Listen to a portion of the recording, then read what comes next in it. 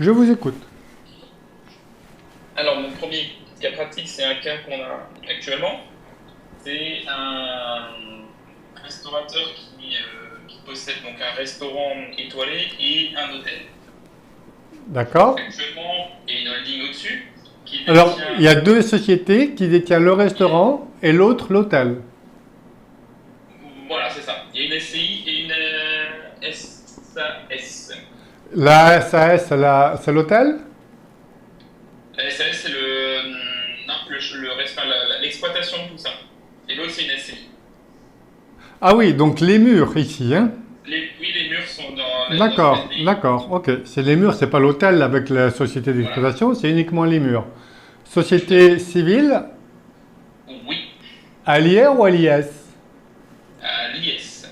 D'accord. Donc, et une holding au-dessus. Et une holding Donc, au-dessus. restaurant et exploitation de l'hôtel. C'est ça. D'accord. Une holding? Une holding au-dessus. Tout à Oui. fait, à l'IS. Quelle forme juridique? Là, elle était en SARL parce qu'il voulait garder le statut TS. Oui.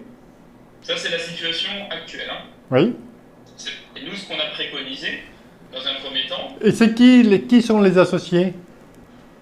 qui sont les associés, c'est le monsieur en question avec 90% et 95% et 5%, c'est un associé tiers qui avait une fois apporté de l'argent. L'entente est Un bonne, petit peu. toujours? Avec le L'entente est tiers? bonne. Oui, tout à fait. La SRL, elle détient combien en pourcentage du restaurant et de l'exploitation? 100%. Et 100%, quasiment 100% de SCI, hein, à part une part qui est détenue en direct. Ouais, pour la pluralité de l'associé, je présume. Voilà, tout à fait. D'accord. Et donc même pour Je termine par... alors, je commence toujours sous... Avant ça, hein, je commence mes entretiens, les objectifs du client, patati patata, hein, j'y reviendrai. Mais d'ailleurs, je voulais demander, mais par l'arbre généalogique. oui, Donc, on a monsieur. on a monsieur, on a marié avec marié en séparation de biens. Oui. Ensemble, ils ont deux filles. Et madame a des enfants d'un premier lit. Combien? Deux. Elle fait quoi? Madame, Oui. madame, elle est directrice dans l'hôtel. Donc, elle est salariée. Elle est salariée au sein du groupe, oui. D'accord. Les enfants ici, ils ont quel âge? Alors, il y en a une qui. Elles ont. J'ai pas par cœur là en tête, mais elles ont plus de 20 ans, ça c'est sûr. Hmm. Elles sont pas mineures, elles ont plus de 20 ans. Et il y en a une qui est destinée à reprendre logiquement la suite. Un enfant repreneur. Et pas l'autre. Pour l'instant, non. D'accord. Bon, je Pour pense qu'elle est l'instant. encore un peu jeune pour savoir ce qu'elle veut faire. Bon, il faut peut-être se préserver éventuellement, peut-être préserver l'ensemble en termes de structure, que ce soit suffisamment souple pour que éventuellement elle puisse s'intégrer à l'entreprise, Si jamais, tout à fait. si jamais elle le souhaite. Oui, tout à fait. D'accord. Et alors je vous écoute, vous avez quoi? Proposé quoi? Alors on n'a pas encore proposé, on a travaillé sur le dossier. Ce que nous, on voulait faire pour essayer de faire un du treuil, c'est déjà la holding, on n'arrive pas à dire qu'elle est animatrice, c'est quasiment impossible. Donc ça sert à rien et on veut éviter ce système-là qui, on sait très, enfin, on le sait, il y a beaucoup de jurisprudence, c'est beaucoup remis en cause. Donc moi, mon souhait, c'était d'enlever cette SARL holding et de faire une fusion avec la société d'exploitation. Oui. Fusionner avec la société d'exploitation, comme ça, à l'actif du bilan, j'ai les parts de la SCI. Donc, oui, donc vous auriez ici en finale donc l'absorption plutôt, c'est la SAS qui absorbe Voilà, par le bas, hein, fusion par le c'est ça, bas. tout à fait. Et Tout à puis à ce moment-là, on aurait la SAS avec l'immeuble ici. fait. C'est ça, à l'actif du bilan. Oui, avec le Et du donc, bilan, c'est- oui, absolument. Et ici, il reste de l'emprunt ici? il reste de l'emprunt, oui. Beaucoup?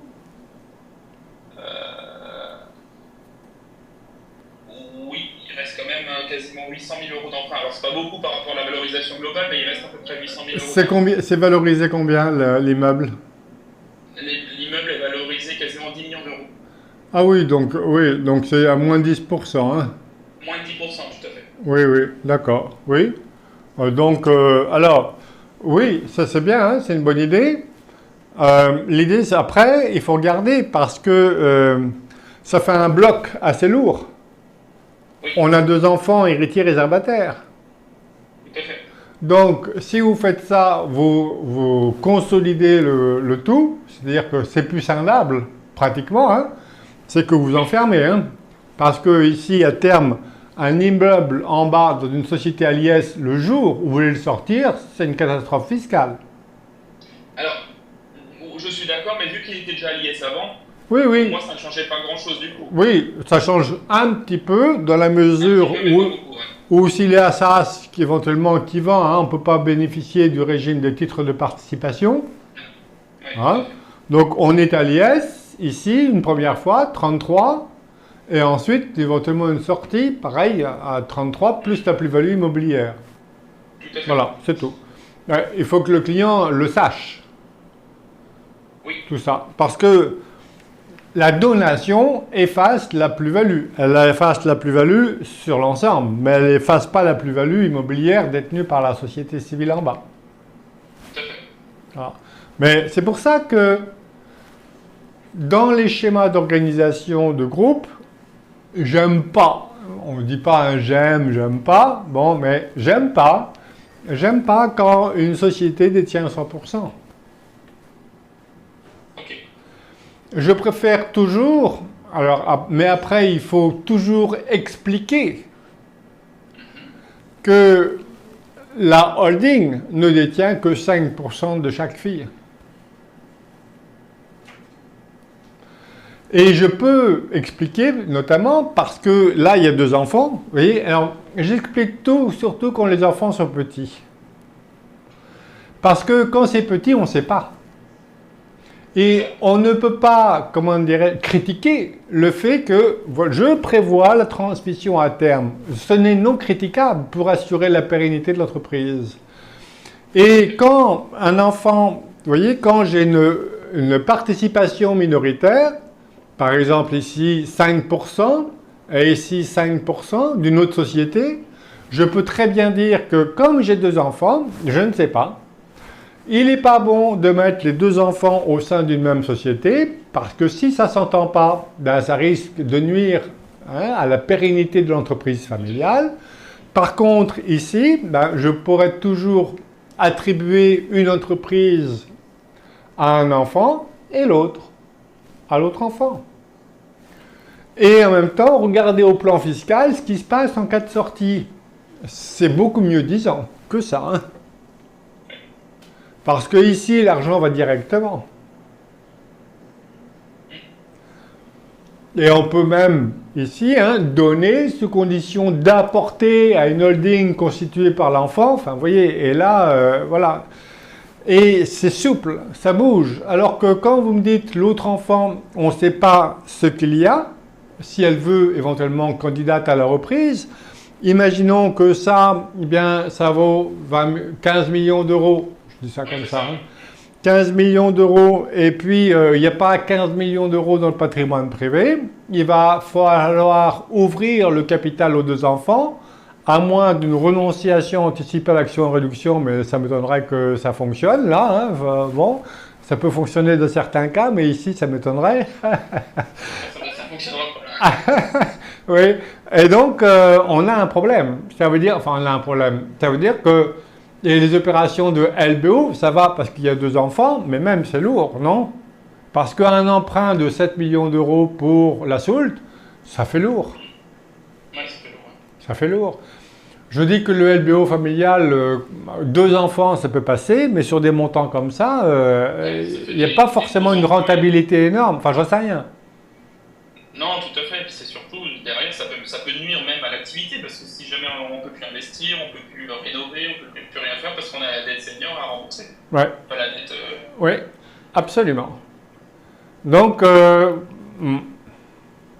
je sais pas. Enfin, Ouais, nous, on voulait essayer enfin, on voulait essayer d'avoir le Dutreil pour essayer de réduire la masse Ah mais ça c'est sûr, masse fiscale, quoi. ça c'est sûr. Ah non mais alors ça c'est sûr, il faut faire un Dutreil. Et maintenant, faut pas attendre que, enfin il faut pas attendre la transmission.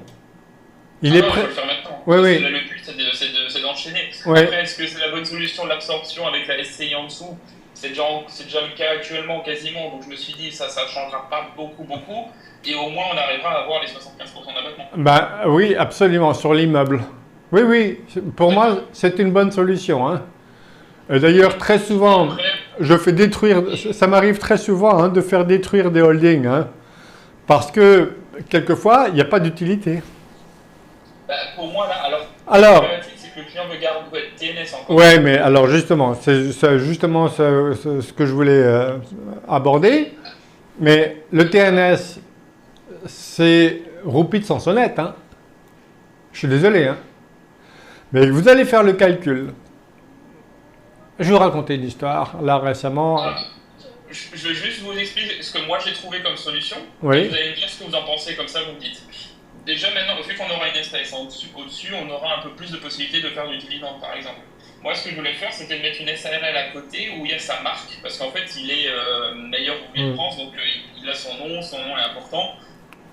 Et du coup de facturer indirectement des royalties à la société d'exploitation pour exploiter sa marque, Oui, oui. avoir un petit peu de revenus en TNS et de prendre le plus gros Oui, oui. en dividende. Oui, oui, c'est ce que j'allais venir pour conserver le régime TNS. C'est que c'est les actions de groupe. Ok. Et dès lors, vous connaissez le L228-13 du Code de commerce? Dites-moi ce que Alors, dès lors qu'une SAS détient ou est détenue, c'est pour ça qu'on va regarder où doit être la SAS, hein, est détenue à plus de 50% par une SAS. Les préférences qu'il y a dans la SAS peuvent être dupliquées dans la société qu'elle contrôle ou dont elle est contrôlée. Ça veut dire que ça c'est vraiment pour les personnes qui veulent conserver le régime TNS et en même temps avoir les qualités de la SAS pour pouvoir transmettre, parce que l'inconvénient de la SAS c'est qu'une part égale une voix. Tout à fait. De la SRL. Oui, pour la SARL. Oui. Voilà. Et là, alors on peut faire des dividendes inégalitaires dans la SARL, hein, ce que je préconise bien souvent, hein, de pouvoir avoir des dividendes inégalitaires. Donc, l'idée c'est que, donc, je peux effacer ça? Oui, oui, c'est bon.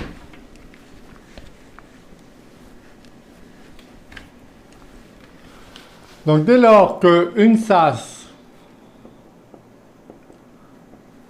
détient à plus de 50% une SARL ou l'inverse, c'est pour ça qu'il faut regarder où il va chercher sa rémunération. Parce qu'il va chercher essentiellement sa rémunération sur sa gérance majoritaire, je présume. C'est ça, tout à fait. D'accord. Parce qu'il pense que, comment dirais-je, parce qu'aujourd'hui, s'il versait un dividende de sa SARL, évidemment, ce serait un peu mortel fiscalement, mais si c'était une SAS, ça irait mieux déjà. Tout à fait. Donc, il pourrait, et ici, comment dirais-je, ouvrir le champ entre choisir la gérance de SARL ou alors un dividende non taxé aux charges sociales. Donc, il faut regarder. Il faut éviter que la redevance qui est mise ici corresponde, il faut que ça soit effectif. Il ne faut pas que ça corresponde uniquement à la rémunération que vous voudrez trouver. On raisonne à l'envers. Donc, après, il faut regarder, est-ce que sa rémunération, il préfère l'avoir ici? À mon avis, c'est de l'opérationnel, ça c'est clair qu'il pourra éventuellement, voyez, avoir un niveau de rémunération plus élevé ici, dans la société opérationnelle. Alors qu'ici, ça sera uniquement à hauteur de ses redevances. Est-ce que ces redevances lui suffisent? Si oui, pourquoi pas? Sinon, on inverse. Et on inverse avec éventuellement, je ne sais pas s'il y aura un avantage aussi de prestation de service. Mais si on met la SARL en haut, on n'a plus les problèmes de la taxe sur les salaires. Si il y a le problème de la taxe sur les salaires. Alors qu'ici, il peut y avoir le problème de la taxe sur les salaires. S'il existe. S'il existe. C'est-à-dire, est-ce qu'il y a des conventions de service entre les deux? Enfin, je ne sais pas. Hein. Donc, c'est une réflexion à mener. En tous les cas, quoi qu'il arrive, avec le L228-13 du Code de commerce, on peut avoir des préférences que j'appelle reflets. Ça veut dire que les préférences qui existent dans la SAS peuvent être exercées dans la SARL. On transforme une SARL en SAS. Et j'aurais même ici de dire, on fait une participation à 50,1%. Pas à 100%, pour ne pas répliquer éventuellement les problèmes de la sortie. Tout à fait. Comme ça, les 49% autres, je ne sais pas ce que ça vaut après, hein, je peux éventuellement peut-être l'attribuer à l'enfant neuropreneur en partie pour équilibrer les lots, enfin j'en sais rien. Mais il va falloir trouver. Parce que pour équilibrer les lots, on aurait pu dire, tiens, je ne sais pas si ça marche, hein, mais dans certains cas, on aurait pu dire bah, l'immobilier à l'enfant non-repreneur, l'exploitation à l'enfant repreneur, mais l'enfant repreneur a le droit ici à des parts aussi dans la société civile. Vous voyez, là, ça permet vraiment de scinder le patrimoine d'une part de la transmission à un enfant repreneur, et l'autre à un enfant non repreneur. Mais quand vous dites qu'il est trop tôt aujourd'hui pour savoir, ça serait peut-être une erreur d'écarter l'autre de pouvoir reprendre l'entreprise. Je ne sais pas. Ça, c'est à discuter, ça, hein, avec le client. Et si vous commencez à discuter avec le client comme ça, vous voyez bien que vous n'avez plus de concurrents. Non, je plaisante, mais parce que personne ne pose... Oui, souvent c'est le cas, oui, parce que les personnes vont aussi loin, mais les gens ils veulent à chaque fois essayer de leur revendre quelque chose, hein, une assurance vie ou quoi que ce soit. Ou un pack du trail, et puis voilà, quoi, des statuts, enfin voilà, une donation, enfin, et encore, c'est pas sûr. Et donc là, vous n'avez plus de concurrents, je vous le dis, hein, parce que du coup, même les donations, après, ils disent, ben, vous savez que je fais les donations, hein, si vous voulez, hein, 50% du tarif. Ah bon? Vous pouvez? Je dis oui, et hop, je leur envoie le lien sur la vidéo, puis ils regardent, quoi. Ok. Voilà. Parce que du coup, pour ce client-là, on s'est dit, parce que j'avais regardé la vidéo sur le pacte adjoint, et je me suis dit, finalement, pour lui, un don manuel avec pacte adjoint, et notamment une 2734, paiement des droits à la succession, je me suis dit, parce que vu que tout est rattaché à son nom, le jour où il n'est plus là, forcément, ça va baisser en valeur. Oui. Bon, là, c'est peut-être un peu osé ce que j'ai fait, hein, parce que je me suis dit. Oui, non, mais c'est absolument... non, c'est tout à fait possible, mais baisser la valeur, ça dépend, parce que si l'enfant est doué, bah, tant pis, elle paiera les droits au moment donné sur la plus-value qu'elle a créée. C'est ça. Mais, bon, la donation a effacé la plus-value sur l'ensemble, déjà. Sur l'ensemble, oui, tout à fait. Donc, c'est une bonne... S'il n'y a pas les moyens... Alors, il faut calculer les droits de mutation du trail et regarder éventuellement ce qui est faisable avec le paiement différé fractionné. Nous, oui, après, ce que nous, on est parti aussi sur le fait de donner déjà 60% et pas la totalité par rapport aux droits pour que ça corresponde à quelque chose de convenable pour le client. Et vous arrivez à combien? Alors attendez, vous êtes à 15 millions d'euros, 7 millions, oui, ça commence à faire. Ça doit faire quelques centaines de milliers d'euros. Oui, c'est ça, ouais, tout à fait. 250, 300? Je crois qu'on est à quasiment 400 000, ouais, d'accord. De droits. Ok. Pour une donation en pleine propriété ou une nue propriété? En pleine propriété. Ah oui, d'accord. Donc en nue propriété, vous arrivez à combien? J'ai pas fait le calcul, mais vu qu'ils sont à 50%, il est entre 50 et 60, donc on est quasiment au même montant que si on faisait qu'on fasse une nue propriété ou pleine propriété, vu que la pleine propriété, on peut réduire encore de 50%. Oui, oui, mais vous êtes sûr? Parce que vous regardez, quelquefois, ça peut faire une sacrée différence quand même, hein. Ouais, bon, moi, je suis partisan plutôt de la pleine propriété. Oui, oui, moi aussi, moi aussi, moi aussi. Mais c'est pas parce qu'on est partisan d'une chose qu'il faut s'interdire aux autres. Oui, oui, tout à fait. Alors, moi aussi, vous avez vu, parce que la donation de la pleine propriété efface la totalité de la plus-value, déjà. C'est ça, tout à fait. On ne sait pas. Après, ce qu'on peut faire, on peut faire donner sous condition d'apporter. Parce que la fusion, c'est une très bonne idée, hein. Parce qu'on peut donner sous condition d'apporter à telle société, hein. Et donc là, il a la maîtrise totale.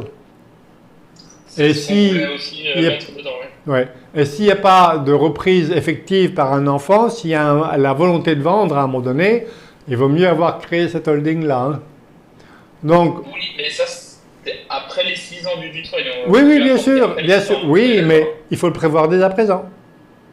Oui, il faut déjà créer la société parce qu'il faut qu'on puisse le mettre dans l'acte. Oui, Dans le pacte acte, oui. absolument. Oh, bah, donc, vous êtes pointu, vous, hein? Bah, Hein, j'ai suivi les bonnes formations. Oui, oui, c'est ce que vous avez vu sur mes vidéos, c'est ça? Oui, c'est ça, oui. Oui, oui, d'accord. Oui, oui, absolument. Donc, tout à fait. Donc, oui, oui, bah, il n'y a plus rien à apprendre, hein, là, hein. Donc là, il faut regarder l'ordre des opérations. Avec la SARL en haut, on augmente la rémunération. On évite le problème de la taxe sur les salaires. Oui. Et c'est tout bon. Puisque les préférences qu'on crée ici, dans la FIE, on peut les répliquer dans la SARL. Ok. Donc, il faut... Ça, je ne le connaissais pas. Ouais. Ok. Et c'est très puissant, hein.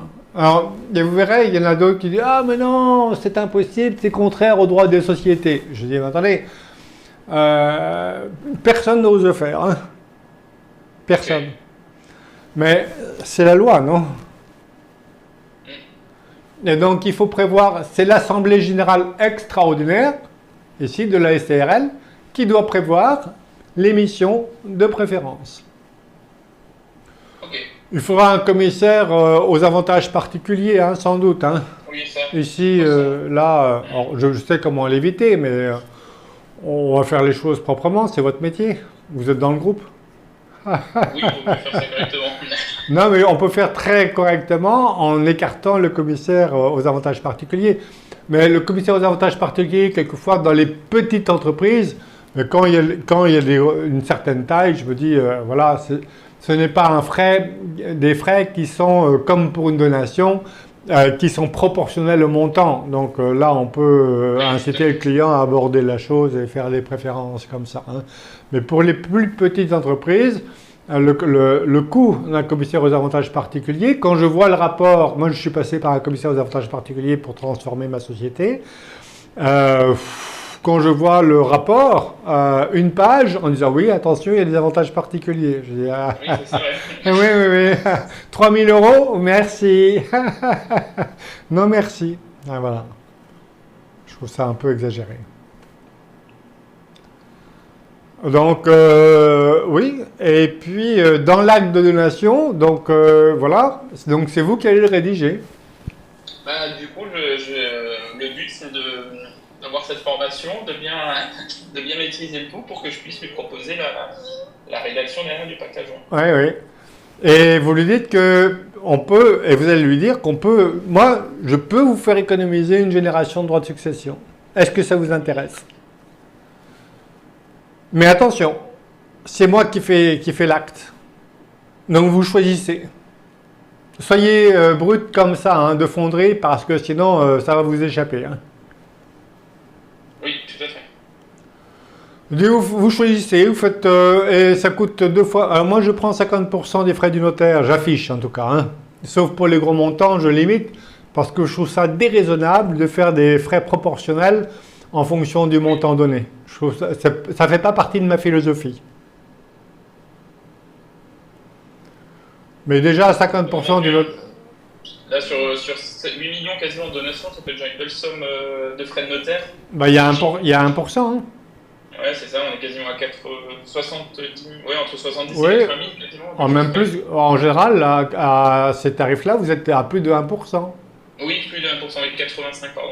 Oui, oui, oui, oui, Et, absolument. et ouais, ça, effectivement, c'est des choses qu'on pourrait facturer, mais pas 50%, parce que ça fait beaucoup trop, 50%, sur des montants comme ça. Mais de facturer 20 000 euros, par exemple, ça pourrait être Oui, oui, oui, oui, oui, oui, quelque chose de cohérent. oui, oui, absolument. Voilà. Et ça sera beaucoup mieux rédigé que les actes qu'on peut voir ici et là. Tout à fait. Voilà. C'est bon sur la structure? Oui, Donc je pense structuration. que c'est pas trop mal ce qu'on a imaginé, Ah oui, mais oui, oui, non, c'est très très bien. C'est très bien. C'est très bien. Moi, j'aime bien les fusions comme ça par le bas. Et puis pour repartir propre et clair c'est ça, ensuite. c'est ça, Et en même temps, votre immeuble devient du trayable. Oui, oui, c'est ce que j'aurais tout à fait. proposé en tout cas, hein. Ça, Ok, c'est sûr, hein. Je vois pas d'autres. c'est pas mal. Oui, oui, non, mais ça, et je vois pas d'autres solutions a priori, hein.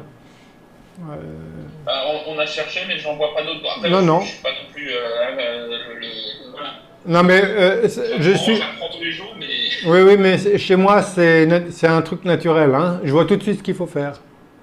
ok, Donc, vous voyez que j'ai abouti à la même chose que vous, hein. ok. Voilà. Et après, il suffit de rédiger l'acte de donation. Bah, déjà, le Dutreuil, les engagements collectifs, Oui, c'est la première chose parce qu'il n'y a rien du tout. oui, oui. Et vu qu'on va faire des fusions, enfin absorption, on peut pas. Enfin, moi, j'aime pas le réputé acquis. Donc, Ah non, on va pas faire alors, il faut impérativement structurer avant le pacte du travail, hein. c'est ça, tout à fait. Partez comme ça.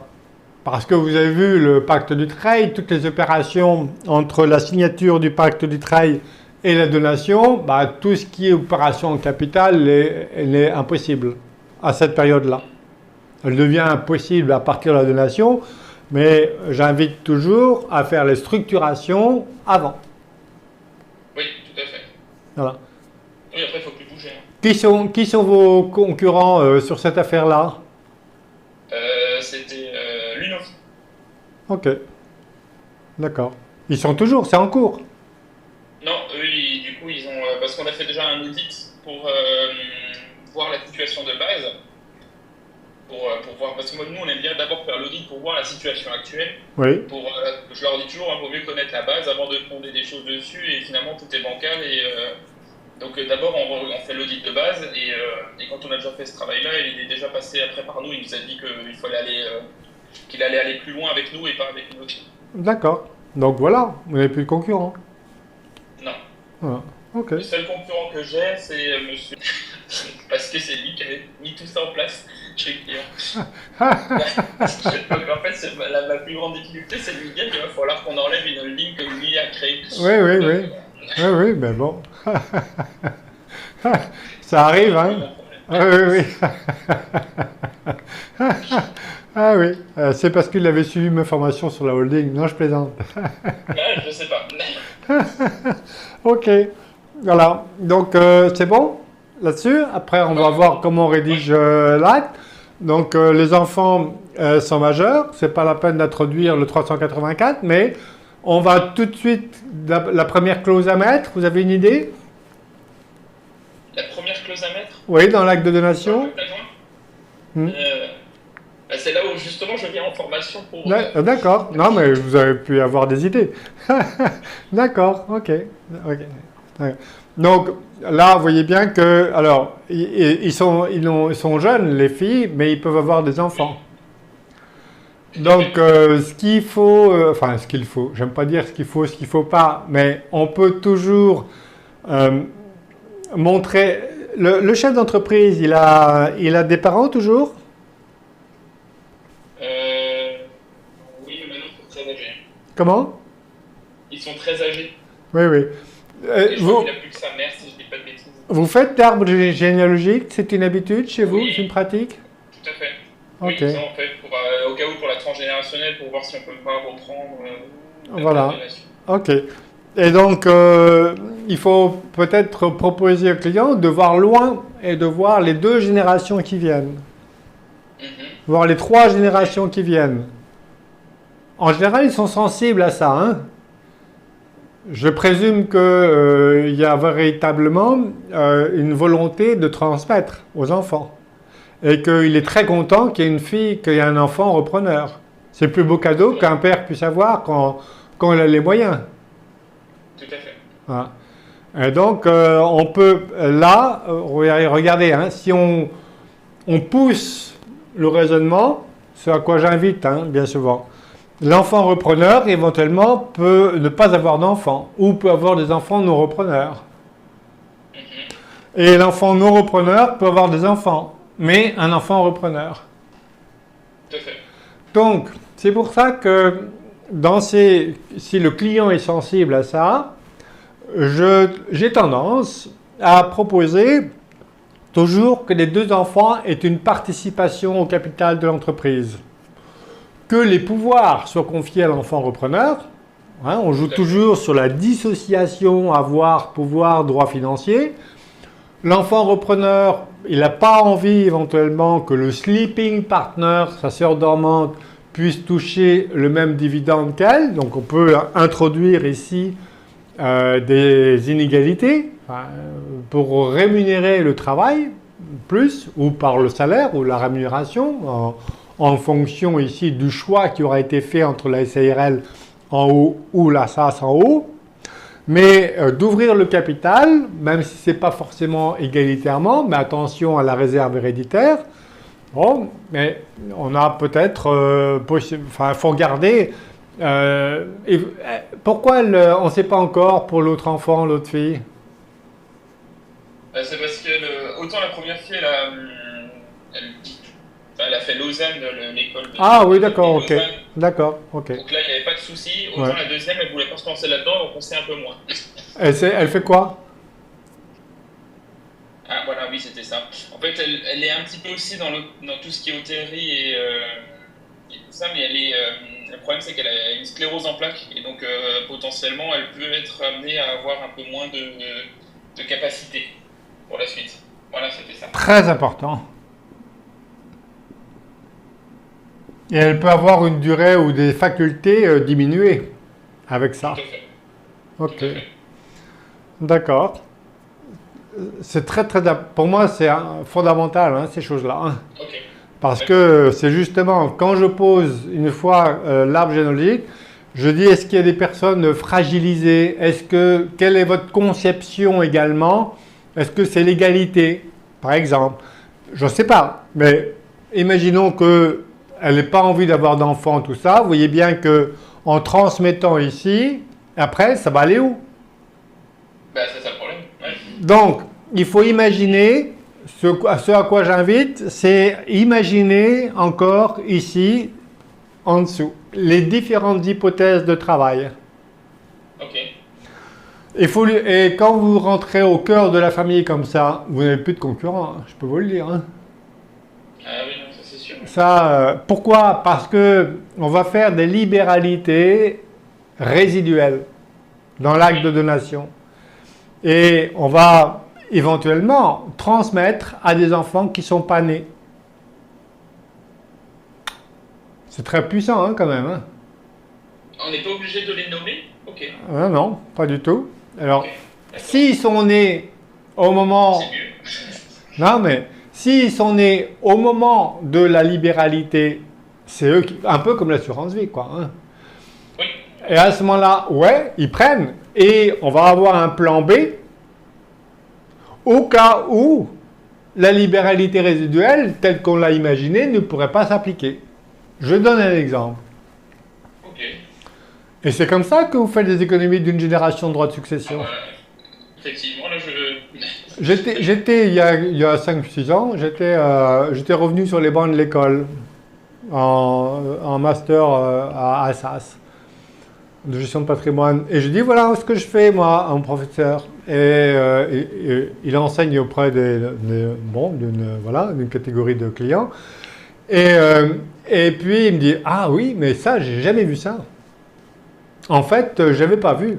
Mais faites attention parce que vous voyez que si on le voit, on économise une génération de droits de succession, donc les règles civiles et la règle fiscale risquent de changer. Hein. Mais on prend, quand même. Parce que si je fais une libéralité résiduelle, non pas graduelle, parce que la réserve doit être transmise libre de charge. Tout à fait. Donc, j'ai monsieur qui donne, il a hérité ou il a acquis son entreprise? Il a acquis. D'accord. Si je fais une libéralité résiduelle à mes 2 enfants, donation partage ou pas, hein? On verra ça. Hein? Tout à fait. Résiduelle, parce que ici, une donation partage, si je donne la même chose, les mêmes titres aux 2 enfants, moi je préfère avoir la puissance éventuellement du rapport, si jamais ça se passe mal, que de ne pas l'avoir.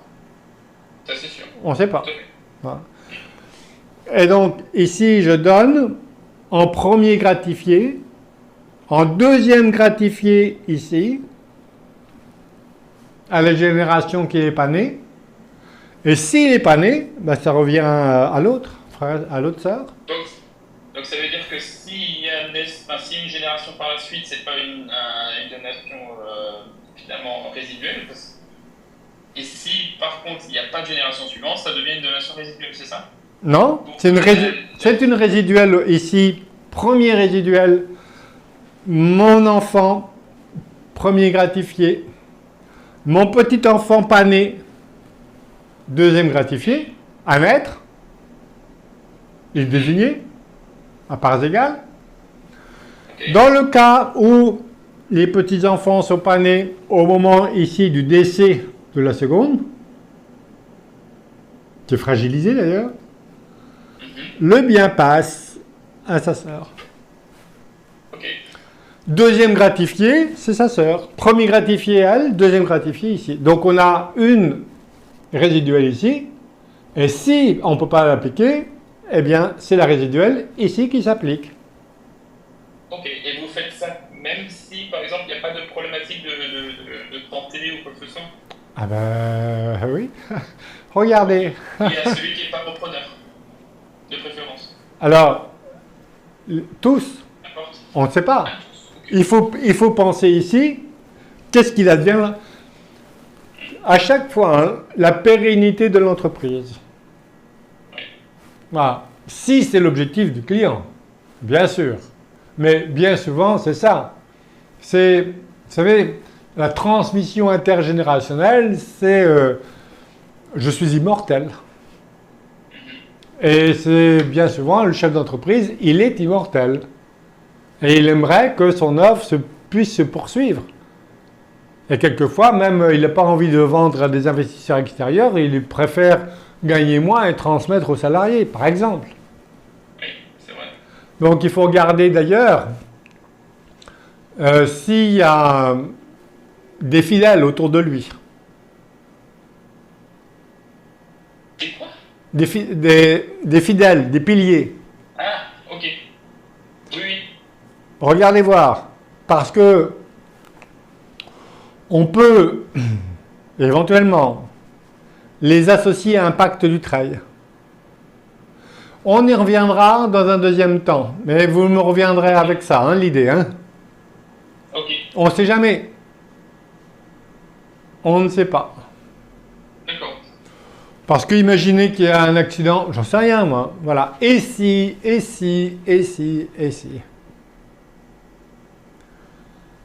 Donc on pourra aborder l'entrée des salariés au capital de l'entreprise avec un pacte du trail. Il est catholique pratiquant, votre client? Non. Non? Il est catholique mais pas pratiquant. D'accord, ok. Parce que souvent, hein, il m'est arrivé une fois en Bretagne de voir des catholiques, une entreprise familiale très catholique, et elle me dit, mais monsieur Réal, vous êtes encore plus catholique qu'un catholique, vous. Hein. Dans le don, par exemple, dans le don à ses salariés. Vous voyez, le don à ses salariés, ok, mais à condition qu'il ne puisse pas nuire aux autres. Donc on verra tout à l'heure comment éventuellement les associer. Hein. Voilà. Donc c'est bon là? Oui. Voilà. Et pareil pour le repreneur. Alors, après, dans le cas particulier dans lequel le client se situe, peut-être que le deuxième gratifié, bah, c'est pas forcément la sœur, voilà. Mais c'est de faire, en tous les cas, éventuellement un saut de génération, quoi qu'il arrive. Donc, premier gratifié ici, deuxième gratifié ses propres enfants, et au lieu que ce soit la sœur, parce que si c'est la sœur, on aura à nouveau une transmission à ses enfants, si ça arrive, ben on fait le deuxième gratifié ici directement. Ok.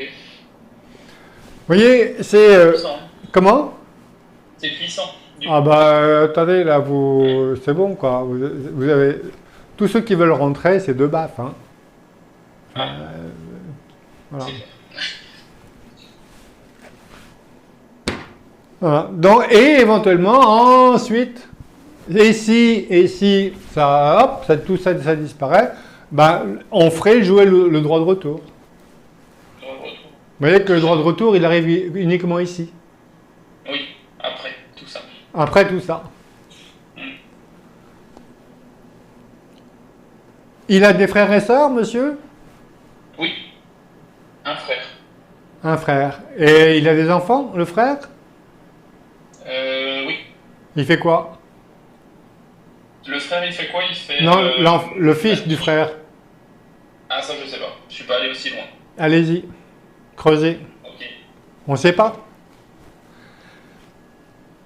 Et si, et si, et si, et si. Et qu'est-ce qu'ils font? Voilà. Et je veux te vous dire, à un moment donné, oh tiens, on ne sait pas encore, elle est trop petite pour savoir, ou tout ça, hormis le problème de santé, eh bien, j'invite très souvent, hein, là, je sors ma carte du jeu encore, et je fais de la psychologie appliquée. Ok. Ça veut dire que, alors, par 2-3 questions, je sais quel est le tempérament de chaque personne. Et donc, le dernier, hein, il a eu peur. Hein. Il s'est dit, mais M. Royal, vous êtes qui? Vous êtes un gourou ou quoi? Enfin, je ne suis pas un gourou, c'est basé sur des méthodes, hein, tout ça. Hein. Ah, c'est vos formations MBTI, c'est ça? Oui, oui, absolument. Okay. Et je dis, tiens, celle-là, vous lui dites tous les matins qu'il doit ranger sa chambre, hein, c'est ça, hein? Il me dit oui. Et mais d'ailleurs, elle nous pose problème, parce que les autres, c'est un peu des profils experts comptables, objectif, moyen, résultat, tout rangé dans les cases, tout propre, tout beau. Et l'autre qui est un peu artiste, on va dire ça comme ça, et ils ne savent pas comment l'apprendre. J'ai dit, mais... Et donc, je leur ai donné même le questionnaire. Et après, ils me disent, Monsieur Royal, vraiment, merci, parce que on pensait que c'était un problème, mais au contraire, c'est une richesse. Ça change tout. Alors là, j'ai plus de concurrents, hein. C'est sûr, hein, quand vous arrivez jusque là. Hein. Parce que ça ouvre des horizons.